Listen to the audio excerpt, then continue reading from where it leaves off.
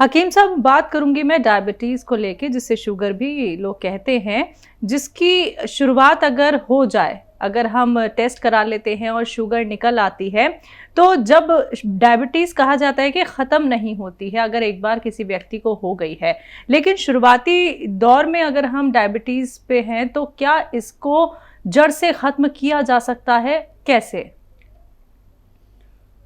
देखिए, 2-3 तरह की डायबिटीज़ होती है। हम्म। एक तो प्री डायबिटीज़, हम्म। इसका एक टेस्ट भी होता है हम्म। प्री डायबिटीज़ का। अगर आप कराएं तो आपके गुजरे हुए महीनों का हिसाब आता है कि क्या रहा, आपकी जी। डायबिटीज़ कितनी रही। हम्म। तो अब शायद ये टेस्ट सबको कराते रहना चाहिए प्री डायबिटीज़ का।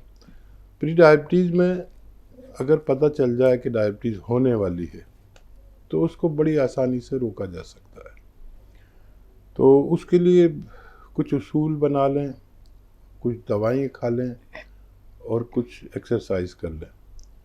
प्री डायबिटीज़ में मैंने पाया कि जिन लोगों को प्री डायबिटीज़ पता चल गई कि डायबिटीज़ होने वाली है, उनको कभी नहीं होती अगर वो कुछ उसूल बना लें। उसूल ये है कि अगर डायबिटीज़ होने वाली है, इसका पता चल गया है टेस्ट के ज़रिए से, तो कम से कम 1 घंटा या उससे ज़्यादा पैदल चलना शुरू कर दें। ये बहुत कामयाब है इसमें। और रोज़ चलें और 5 बार गर्म पानी पीना शुरू कर दें और मीठी चीज़ें कम खाएं। सिर्फ इससे भी आप बच सकते हैं डायबिटीज़ होने से। और जिनको डायबिटीज़ है वो भी ये अमल करें, यानी पैदल ज़रूर चलें 1 घंटा या उससे ज़्यादा। और गर्म पानी पीना भी बहुत फ़ायदेमंद है। देखिए, हमारे पास गर्म पानी रखा हुआ है, अगर मैं इसे पी लूँ तो मैं प्रोग्राम करते करते पसीने आ जाएंगे मुझे पूरी बॉडी में। ये काफ़ी गर्म पानी है जो मेरे पास ये रखा हुआ है।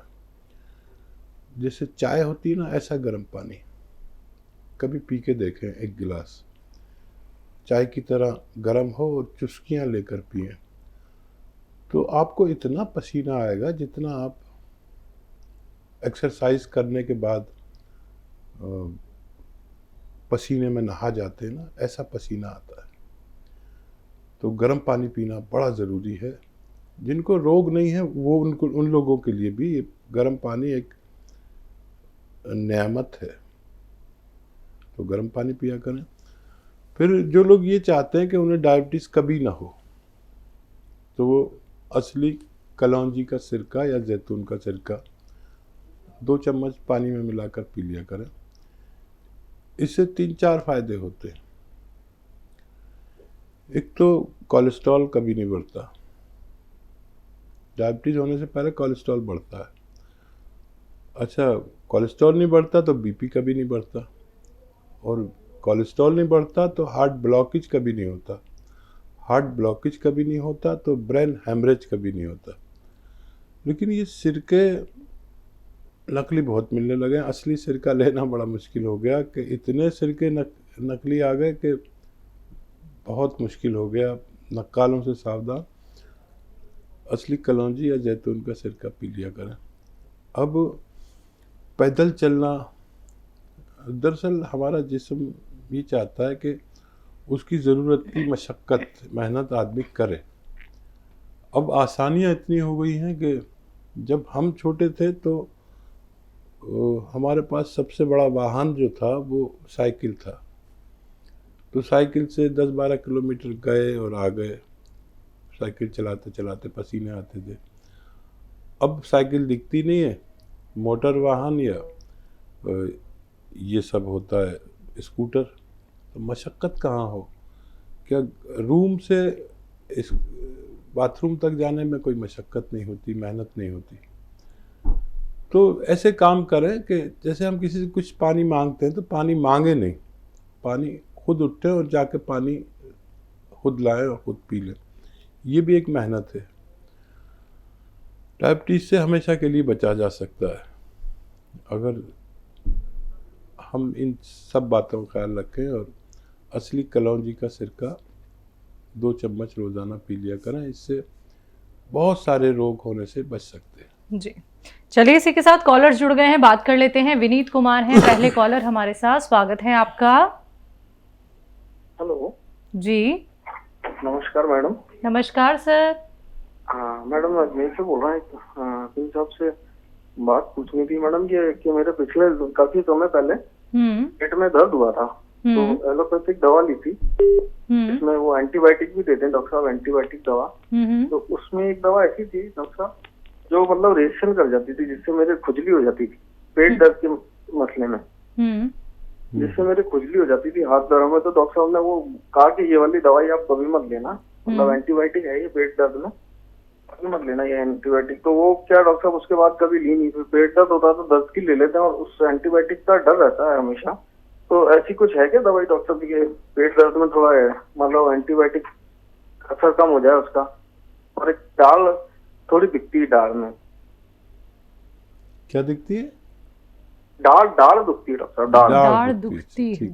जी और देखिए, हर प्राणी पर, हर शख्स पर कोई ना कोई ग़िज़ा या कोई ना कोई दवा नुकसान देती है। और ये बात जान लेना बहुत बड़ी बात है कि मुझे कौन सी ग़िज़ा यानी खाना या कौन सी दवा नुकसान देती है। और हमेशा उसको अपने पास लिख कर रखें कि वो कौन सा सॉल्ट था जैसा आपको नुकसान दिया था। उससे एलर्जी होती है। ये एलर्जी जो है सबसे कम दर्जे का रिएक्शन है। और जितनी भी हम दवाएं खाते हैं एलोपैथी, ये होती तो बहुत फ़ायदे की है, लेकिन अगर ये किसी को बड़ा रिएक्शन कर दें तो एक मामूली सी गोली से भी इंसान मर सकता है। तो आप जिस भी नए डॉक्टर से दवा लें उसको वो ज़रूर बताएं कि उसको आपको कौन सी दवा नुकसान करती है, कौन सा सॉल्ट आपके लिए नुकसानदेह है। और ऐसे मरीज़ से डॉक्टर लोग भी डरते हैं, क्योंकि पूरी प्रैक्टिस पे सवाल आ जाता है अगर उसको कुछ हो जाए तो हमेशा आप यही बात याद रखें, बग़ैर मालूमात के कोई दवा ना खाएं कि उसमें कौन सा सॉल्ट है।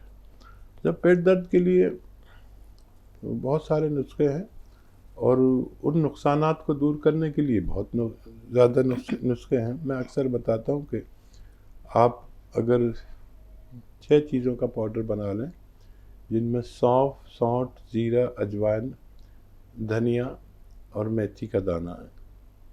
सौंफ, सौंठ, जीरा, अजवाइन, धनिया और मेथी का दाना, तो ये घर में ही निकल जाती है सारी चीज़ें। बस एक चीज़ बाहर से लेनी है, नमक ज़ैतून। ये नमक ज़ैतून इन रिएक्शन को ख़त्म करता है, और रिएक्शन से होने वाले नुकसानात जो जिस्म में हो गए उनको ख़त्म करता है। एक चुटकी नमक ज़ैतून लें, पानी में मिलाएं, 1 गिलास पानी में, और ये 6 चीज़ों का जो पाउडर है, जो आप चूरन बनाने को मैंने कहा, सौंफ, सौंठ, जीरा, अजवाइन, धनिया, मेथी का, इसका पाउडर बना के रख लें। 1 चम्मच खाएं और नमक ज़ैतून का 1 चुटकी लेके पानी मिला के एक बार ज़रूर ले लिया करें, तो ये नुकसानात की भरपाई आपकी कर सकता है।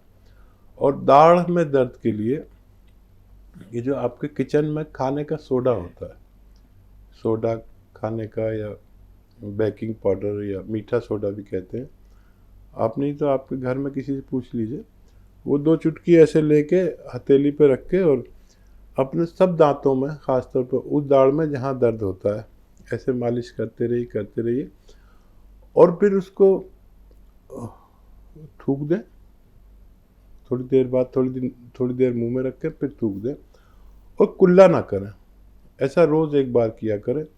ये दांतों के लिए अच्छा मंजन कह सकते हैं इसे। मैं खुद अपने दांत इससे मांजता हूँ, तो ये बहुत साफ दांत कर देता है, और पायरिया से जरा कीटाणु को मारता है और दर्द को दूर करता है।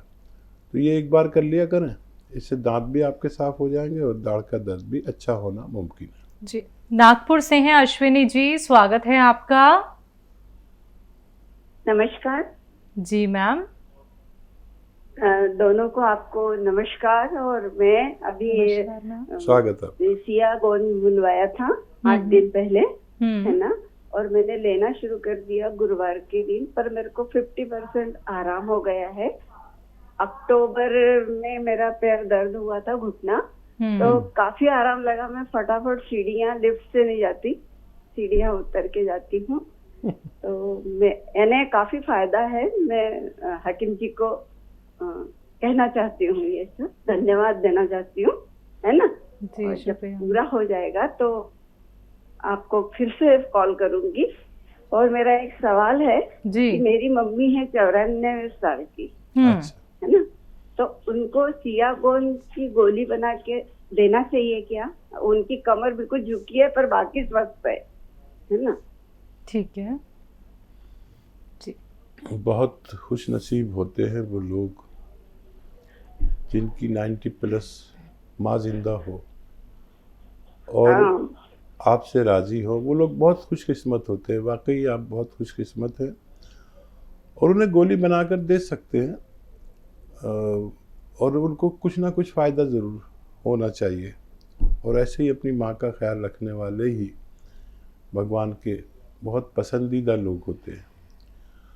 अच्छा देखिए, भगवान का ये भी मुझ पर भी एहसान और आप पर भी कि उसने आपको फ़ायदा दिया। तो ये जब आपको पूरा फ़ायदा हो जाए तो भगवान को खुश करने के लिए भी हमें कुछ करना पड़ता है। भगवान राज़ी होता है लोगों की खिदमत करने से, सेवा करने से। जिस नुस्खे से भी किसी को भी मेरे मशवरे से फ़ायदा हो जाए, भगवान दे दे, तो वो नुस्खा अपने तक ना रोके, इससे आगे बढ़ा दे। सिर्फ मम्मी तक नहीं, और भी रिश्तेदार, और भी दोस्त, और भी मोहल्ले में और रिश्तेदारी में सैकड़ों लोग होते हैं। हर आदमी के हलके में बहुत सारे लोग होते हैं और हर घर में एक ऐसा मरीज़ है जो तकलीफ़ में है बहुत ज़्यादा। अगर आपको मेरे नुस्खे से फ़ायदा होता है तो उन तक वो नुस्खा पहुंचा दीजिए। भगवान भी बहुत खुश हो जाएगा और हम भी बहुत खुश हो जाएंगे। बहुत धन्यवाद इस बात का कि आपने हमें बताया कि आपको भगवान ने फ़ायदा दिया। आपके फीडबैक से हमारी बड़ी हौसला अफजाई होती है और हमें लगता है कि हम कुछ सेवा का काम कर रहे हैं। हमारे साथ योगदान करें, हमसे जुड़े रहें, हमारे लिए दुआ करें कि हम इससे ज़्यादा सेवा कर सकें। बिल्कुल। महाराष्ट्र से हैं मीना जी, स्वागत है आपका। हाँ जी मैम। हाँ, मैंने दवाई मंगाई है। कौन सी? गोल किया है। ठीक है। गोल मिला है। और वो क्या बोलते हैं आपसे, हम डॉक्टर साहब ने उनकी 3 जड़ी बूटियां बताई थी। ठीक है। हाँ, और मेरे को ना पूरे गर्दन में दर्द रहता है और घुटनों में, वो पूरे हाथ के, राइट हाथ के पूरे हाथ में दर्द आ गया है। हाथ ऐसे भी नहीं होता है। इस्तेमाल किया मैम आपने गौनसिया? अभी पहले बार गए साल करा था, 100 ग्राम मंगाया था, तो उससे थोड़ा बहुत आराम हुआ मेरे को 30%। तो फिर मैंने फिर से मंगाया है। और ठीक है, तो लेना चलेगा क्या? ठीक है मैम जी। हाँ, शायद पिछले साल आपने अधूरा इलाज करके छोड़ दिया। पूरा फ़ायदा होने तक इसे इस्तेमाल करें। अब इसे दोबारा से शुरू करें और जब तक पूरा फ़ायदा ना हो इसे इस्तेमाल आप करिए। गौनसिया अगर अकेला ले रहे हैं तो आधा ग्राम की खुराक है इसकी, और अगर 3 जड़ी बूटियों के साथ ले रहे हैं तो 2 ग्राम तक आप इसे इस्तेमाल कर सकें एक वक्त में, और 2 वक्त इसे खाएं। खाने के बाद खाना बेहतर है। और गौन मोरिंगा 1 ग्राम रोज़ाना खाते हैं, दूध पानी या नारियल पानी के साथ। आप इसे इस्तेमाल करें। मुझे उम्मीद है भगवान से कि आपको वो दोबारा से फ़ायदा दे सकता है।